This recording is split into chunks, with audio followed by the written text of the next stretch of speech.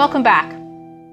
In this lecture, we're going to return to a topic from a previous lecture and focus on what happened to the Celtic-speaking regions of Britain after the withdrawal of the Roman legions. It used to be thought that Roman Britain was destroyed by Germanic invaders, the famous Angles and Saxons and Jutes that English schoolchildren used to learn about. Supposedly, these invaders exterminated the local Romanized but Celtic-speaking population. According to the traditional narrative, Celtic-speaking Britons were progressively pushed westwards by the advance of the newcomers. The result was that the island of Britain was divided into an English-speaking England in the south and east, with a fringe of Celtic speakers in the southwest, west, and northwest. That's the traditional story, and it's the one I learned in school. But it turns out that the story is a lot more complicated and a lot more interesting. The retreat of Celtic speech and culture may have actually been due much more to assimilation than to invasion. I'll say more about this hypothesis later, but let me first lay out what I want to cover in this lecture. I'm going to talk about the beginnings of what later became known as the Celtic Fringe, because the Celtic languages survived on the western coast of the island of Britain, like a fringe all around the English-speaking areas. As English spread from east to west, pockets of Celtic speakers became increasingly isolated from one another in three main areas: the northwest, in what is now northwestern England and southeastern Scotland, the west, in what is now Wales, and the southwest, in what is now Cornwall. I'll be talking much more about Wales in a later lecture, so in this lecture, I will concentrate on the northwest and the southwest. Let's back up to the Roman period. The height of Roman rule in Britain was the 2nd century. We see very prosperous villas in the countryside, and the cities were flourishing as well. Life in Britain carried on fairly well, but starting in the 3rd century, Britain began to be attacked by barbarians.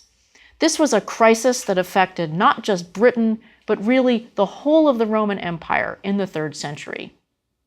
Britain had its own localized barbarian problem. It got hit from two directions. From the west, there were raiders from Ireland.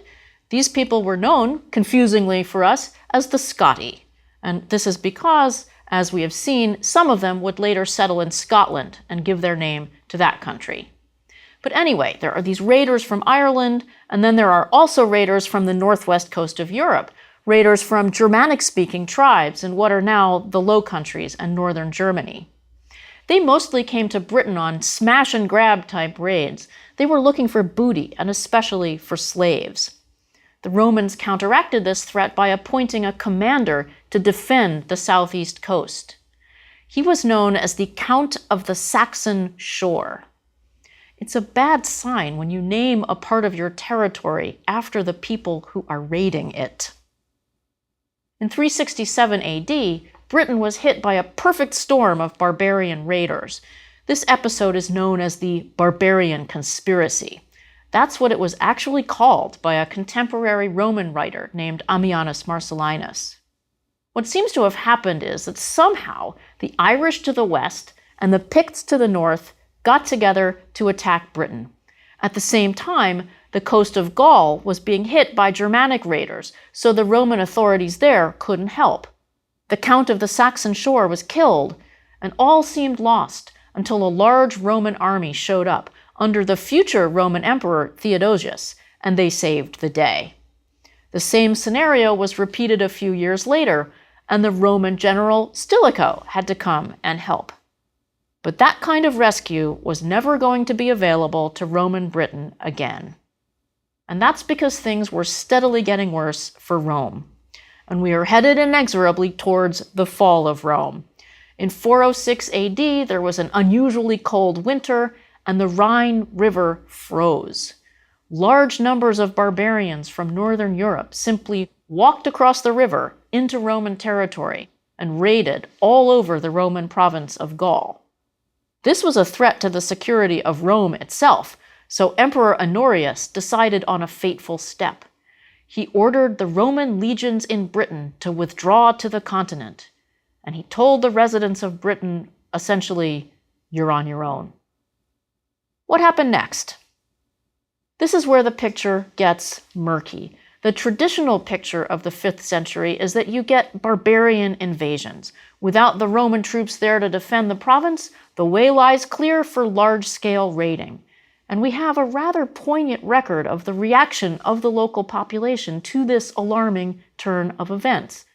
This is preserved in a work by an author from the 6th century named Gildas, and I'll say more about Gildas in a moment. But he records a very plaintive request for help that the authorities in Britain sent to a Roman commander in Gaul in the middle of the 5th century. The letter reads, "The barbarians push us back to the sea. The sea pushes us back to the barbarians. Between these two kinds of death, we are either drowned or slaughtered." And Gildas notes that Britain got no help in return. So this is very much the story that later written sources tell us. But there is a problem. The archaeological remains from the 5th century do not show much evidence of warfare. They suggest that what you see is not an invasion in the sense of armed bands imposing themselves on an unwilling population. Instead, you see a rather peaceful infiltration, and that is because in the 5th century, the nature of the barbarian problem changed. Up until now, mostly the barbarians had been raiding. They would come, grab what they wanted, maybe burn the rest, kill some people, and then leave. But starting in the mid-5th century, they started staying. You start to see permanent settlements in Britain, especially in the south and east.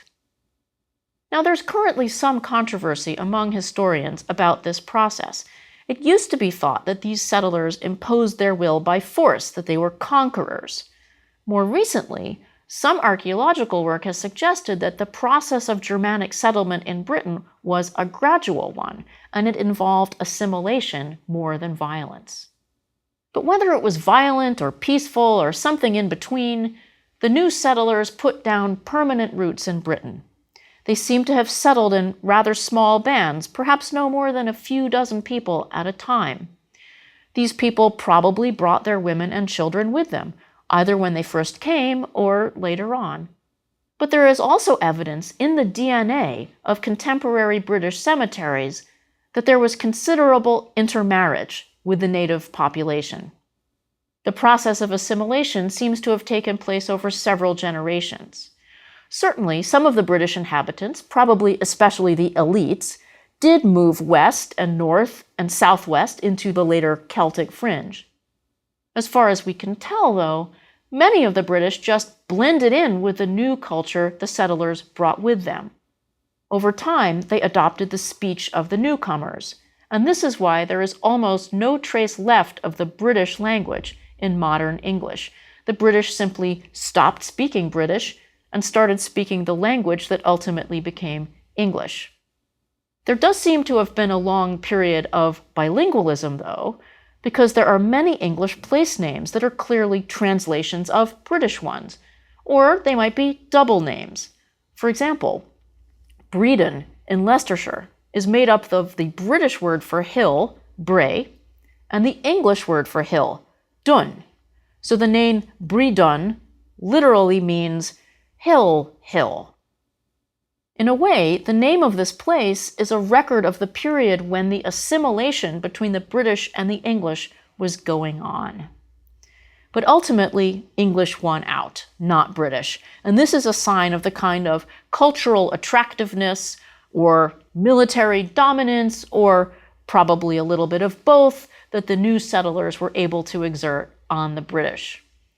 Incidentally, since modern speakers of English no longer remember that dun means hill, the town is now referred to as Bredon on the Hill, which effectively translates as hill on the hill.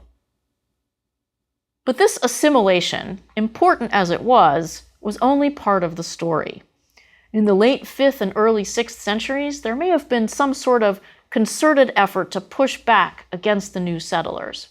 I mentioned Gildas before, the 6th century writer who recorded that pathetic cry for help to the Roman authorities. Gildas was a British writer, a Christian, who wrote about the history of Britain during the period of barbarian settlement.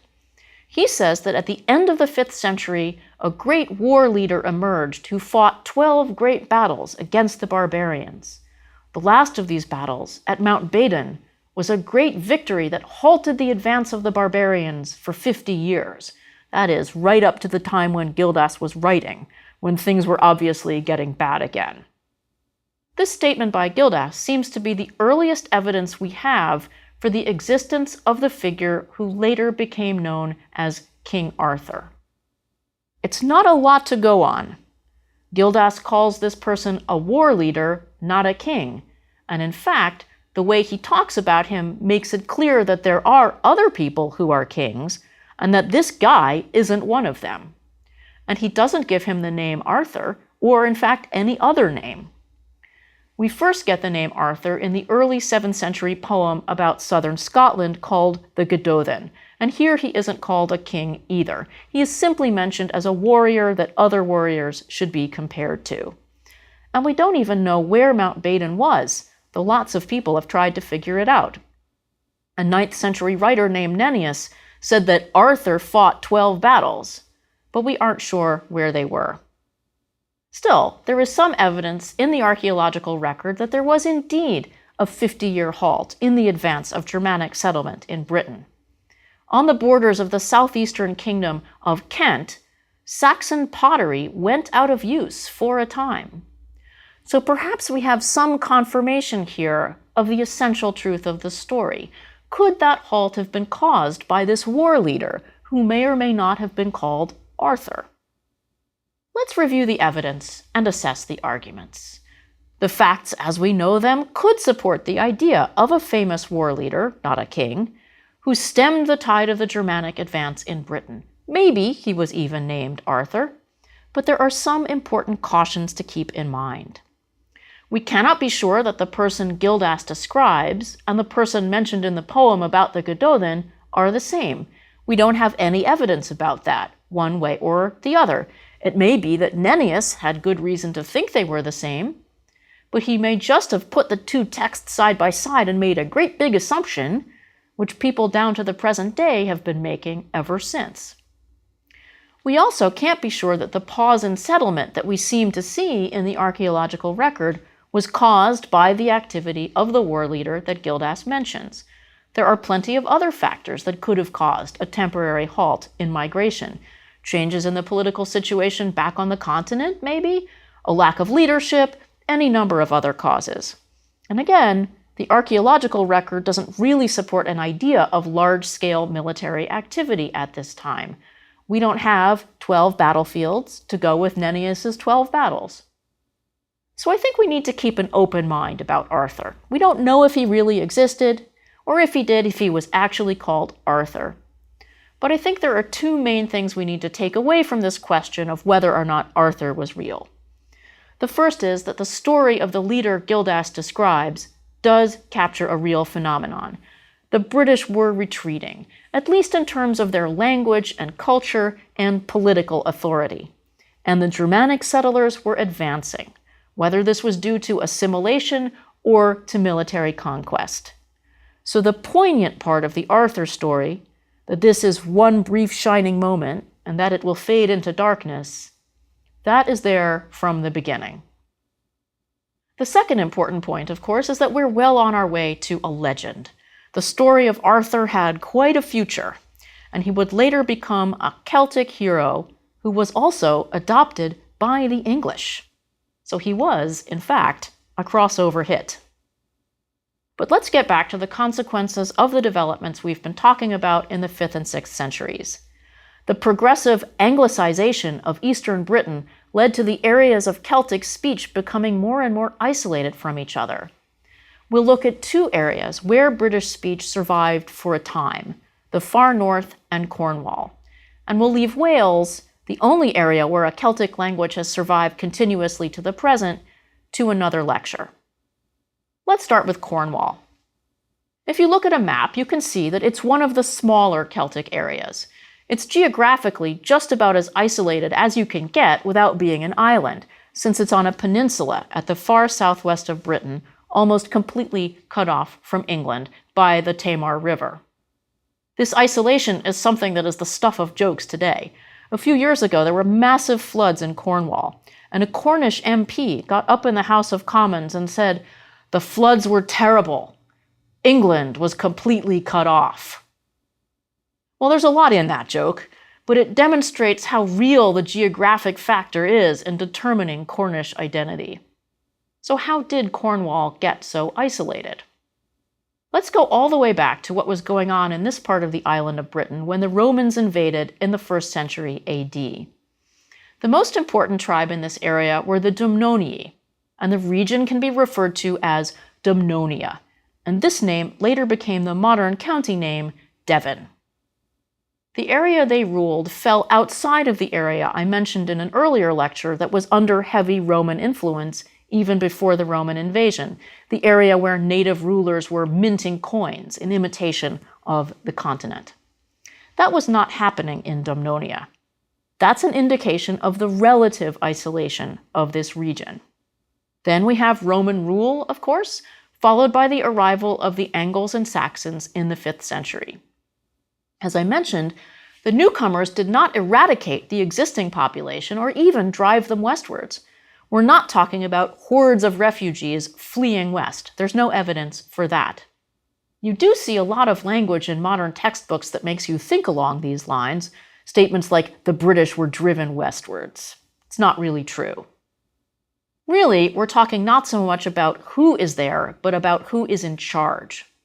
Slowly but surely, elite groups of Saxons extended their control westwards down into the peninsula that contains Cornwall, Devon, and Somerset, until, by the middle of the 7th century, Dumnonia is cut off from other speakers of British in Wales and in the northwest, at least by land. It's hard to explain why the sea was sometimes a highway, as it was between, say, Ireland and Scotland in the early 7th century, and sometimes a barrier, which seems to be the case here. So this naturally begins to cause the languages to diverge, as people were not in quite as much contact with each other anymore. By the 10th century, the Saxon kingdom of Wessex had extended its rule westwards deep into Dumnonia, all the way to the Tamar River, and all that was left to native rulers was the extreme western part of Dumnonia, namely Cairnau, and the name Cornwall came from Cairnau plus the Germanic word Wallace, which was just the word for British speakers. And incidentally, Wallace is where we get the word Wales. Of course, Cornwall did have something going for it, namely a pretty powerful legend. If Arthur lived any place, perhaps he lived at the remote Cornish site known as Tintagel, which is a very impressive early medieval fortress that still survives. Tintagel seems to have functioned as an actual royal center for the kingdom of Dumnonia. We'll probably never know for sure about this, but it has been fabulous for tourism. You'll find hotels and restaurants in Tintagel called things like King Arthur's Castle Hotel and Camelot. Of course, where Arthur comes from is a bit like where St. Patrick comes from. We don't really know. Arthur belongs to all of Celtic Britain. But with another famous story, we can be sure of its specifically Cornish associations. This is the story of Tristan and Isolde, which became a certifiable medieval smash bestseller. And later, of course, it served as the basis for a famous opera composed by Richard Wagner. The story is about King Mark of Cornwall and his nephew Tristan, and the woman who comes between them. Tristan is sent to fetch his uncle's bride from Ireland. This is, of course, an arranged marriage, so there is a magic potion that is supposed to make Isolde and King Mark fall in love. But instead, Tristan and Isolde drink the potion, and they fall in love with each other, and Isolde marries Mark anyway, and then the lovers get back together, and, spoiler alert, everybody dies, which makes it a great topic for an opera. There are many modern film versions as well. This is just to make a case for the cultural importance of Cornwall. This Cornish story became famous throughout Europe and is obviously still quite resonant today. But the establishment of English political control eventually took a toll on Cornish distinctiveness. We will see in the next lecture that there was some emigration out of Cornwall and Devon to France and Spain, but Cornish remained the language of Cornwall down through the Middle Ages. And in a way, the use of Latin helped with this. As long as the medieval English government used Latin for day-to-day business, and the church used Latin for the liturgy, people did not need to give up speaking Cornish to be part of the kingdom, and also part of European learned society. So what happened to Cornish? One thing was that in the 15th century, the English government started doing more of its business in English, so there was increasingly an incentive for the Cornish elites to learn English in order to interact more effectively with the central government. Still, the vast majority of Cornish people were speaking Cornish every day. A huge turning point came in the 16th century with the Protestant Reformation, which had a big impact in Cornwall. In 1549, the newly Protestant government imposed a new English prayer book on the people, and they rose in rebellion. There was a lot of conservative religious sentiment in Cornwall, so they objected to the new prayer book being Protestant, but they also objected to its being in English. The central government was a little puzzled. They said, look, before this you had Latin in the Mass, which you didn't understand, and now you have English, which you don't understand, so what's the difference? But there was a difference, and everybody knew it. With Latin, the Cornish people were on an equal footing with everyone else in the kingdom. The liturgy was not in anybody's native language. Now, the liturgy was in the language of the people who had established hegemony over Cornwall, and who were still seen as alien by the Cornish. So the people took up arms. This was called the Prayer Book Rebellion, and it was suppressed with tremendous savagery.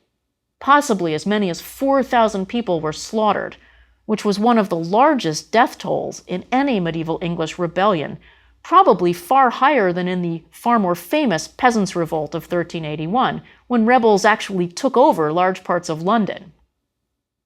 This rebellion in Cornwall is remembered there to this day. There is a monument that was erected in Penrhyn in 1999 in memory of the victims on the 450th anniversary. It's bilingual in English and Cornish, and the Cornish text comes first. In 2007, the Bishop of Truro apologized formally for the massacre. The suppression of the revolt was the beginning of a very long and slow decline in the Cornish language. Cornish was not taught in school, of course. Mass education was a problem for all the Celtic languages. You can follow on a map the relentless westward marginalization of Cornish. People in the 17th and 18th century were actually quite aware of this development, and it was discussed in the popular press. In the late 18th century, a woman named Dolly Pentreath became famous for supposedly being the last native speaker of Cornish. There are other candidates, but a very widely circulated engraving of Dolly Pentreath gave her particular notoriety. Starting in the late 19th century, however, a movement began to revive the Cornish language, and we will talk later in the course in more general terms about the Celtic revival movements. Don't count out Cornish yet. One other interesting aspect of Cornish is that it actually is fairly close in its sounds to the English spoken in the United States. The Cornish accent in English was obviously affected by the language that underlay the English. It's an accent that does have an R sound, which is something that many varieties of English within Britain do not have. Many immigrants from this part of Britain ended up sailing to the United States, where their speech patterns affected the accent that developed in the new country. So Americans owe at least part of their accent, which is marked strongly by the presence of the R, to the Cornish.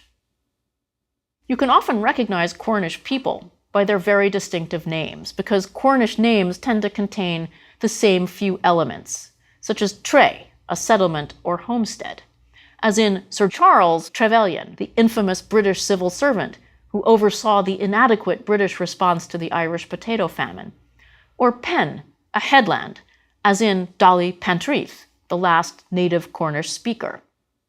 And notice that Pen here is cognate with the Welsh word for head that I mentioned in my lecture on the Celtic languages. In fact, there is a rhyme that helps you pick out who the Cornish people are from their names. By tre, pol, and pen, you shall know the Cornish men. It's possible, though, that the most famous Cornish person around these days is a fictional character, namely Sybil Trelawney, the rather scatterbrained teacher of divination in the Harry Potter books, who was memorably portrayed in the Harry Potter films by Emma Thompson. Let's move now from Cornwall to the north of Britain, to what was later called Arhenoglev, the Old North. These are the areas of what is now northern England and southern Scotland that remained British-speaking after the fall of the Roman Empire, and then even after the settlement of the Germanic-speaking newcomers starting in the 5th century. British speech survived in the north for a long time, but much longer on the west coast than on the east coast.